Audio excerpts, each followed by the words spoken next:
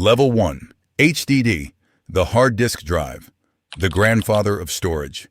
Inside lives a spinning metal platter and a tiny mechanical arm that sweeps across it, hunting for your data. Think of a record player, except instead of a song, it holds your entire digital existence.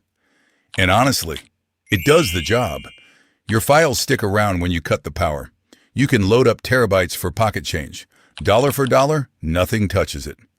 But there's a problem people rarely mention. That arm has to physically travel to find what you need. Every time. Without exception. That machine taking 5 minutes to boot up? That's a tiny mechanical arm dragging itself across a spinning plate, searching for an operating system.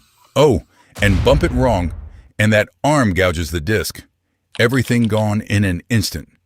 And unlike almost every other component on this list, there's no slow decline, no warning, just gone. Level 1, huge, affordable, and painfully slow. Every level above this exists because slow wasn't acceptable. Level 2, SSD. Yeah, what if the spinning platter disappeared? What if the arm never existed? Enter the SSD. Solid-state drive, 0 moving parts, pure chips, data written electronically and retrieved almost instantly. The first time you experience the difference, it genuinely shocks you. 5 to 10 times quicker than a hard drive. That 5-minute boot becomes 12 seconds. Apps launch before your hand leaves the mouse. No mechanical parts means it handles punishment well. Toss it in a bag. Drop it. It shrugs. Here's the thing that actually matters. In most cases, your old machine didn't feel sluggish because of the CPU. It never was. It was the hard drive bottlenecking everything. Drop in a solid-state drive and identical hardware feels completely reborn. People burn money on new computers when a cheap SSD swap would have fixed it entirely. Same processor, same RAM. Completely different machine. Level 3. Fast SSD. Okay, removing the spinning disk made things 5 to 10 times quicker. But what if the connection between the drive and the rest of the system was the new bottleneck? That's where NVMe comes in. Non-volatile memory express. Same flash storage concept, but plugged directly into the CPU via the PCIe lane instead of a legacy cable. We're talking 3,000 to 7,000 megabytes per second. A regular SSD tops out around 550. You're not driving faster, you're on a completely different road. Honest caveat though, for typical use, email, browsing, video, you probably won't feel the gap versus a standard SSD. The slowdown simply moves elsewhere. And that elsewhere is exactly what comes next. Level 4, RAM. Everything so far has been about storage. Data that survives a power cut. RAM is a fundamentally different thing. Shut your computer off. RAM wipes itself completely, instantly. No trace of anything it held a moment ago. So what's the point? Your processor operates at billions of cycles per second.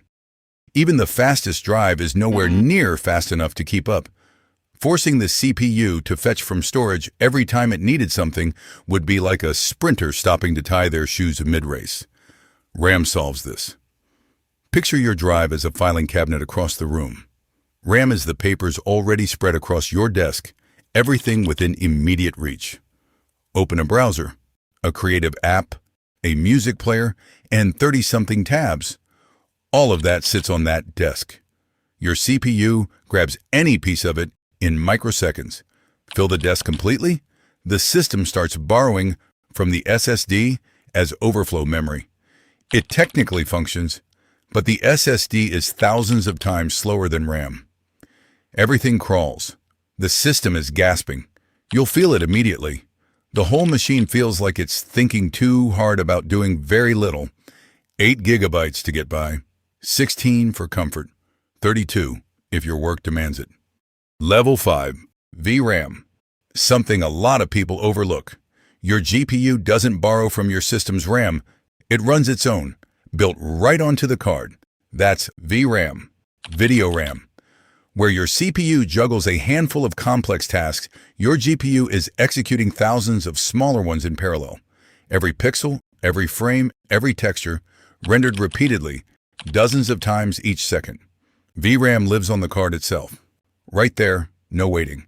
Exhaust it and the GPU starts rating system RAM. Frame rates fall apart. What surprises most people is this. VRAM isn't a gaming-only concern anymore. Running local AI models, rendering generated images, anything touching machine learning, VRAM is where you hit the wall first. Not the processor, not the system memory. The VRAM on your graphics card. And right now, pushing that wall costs serious money. More than most people expect. Level 6. Cache. Let's talk about something you never see, but that's running constantly. Billions of times a second right now. Cache memory. Even RAM moves too slowly for the CPU. The processor operates so fast that the round-trip time to system memory creates real measurable lag. So engineers embedded a tiny, blazing fast pool of memory directly onto the chip. L1, L2, L3, 3 tiers. L1 might be 64 kilobytes sitting right beside the core. L3 can stretch to 32 megabytes on a premium chip, tiny in size, running at full processor speed. Cache hit, data's already waiting, grabbed in nanoseconds. Cache a miss, the chip has to reach all the way out to RAM, which from the processor's perspective feels like waiting for a package to arrive. This is why two chips with identical clock speeds can perform completely differently in real-world use. A 32 megabyte L3 versus 8 megabytes isn't a minor spec. It's the line between a chip that flows and one that's perpetually waiting on itself. Level 7, CPU registers. And here we are, the absolute top. CPU registers, not megabytes, not kilobytes. A few dozen individual slots, each holding 64 bits. That's the entirety of it. What separates registers from everything else on this list is this. They aren't memory you retrieve from. They're memory you compute inside. When the processor runs an operation, adds two values, executes an instruction, the data must already be in a register. That is where the actual work occurs. Not nearby, not adjacent to the chip, inside the arithmetic unit itself. If the drive is the filing cabinet and RAM is the desk, registers are the pen between your fingers, the point of contact with the work itself. Every single layer on this list, from the spinning hard drive at the bottom all the way up, exists to keep those registers fed. One clock cycle, fractions of a nanosecond, billions of times every second.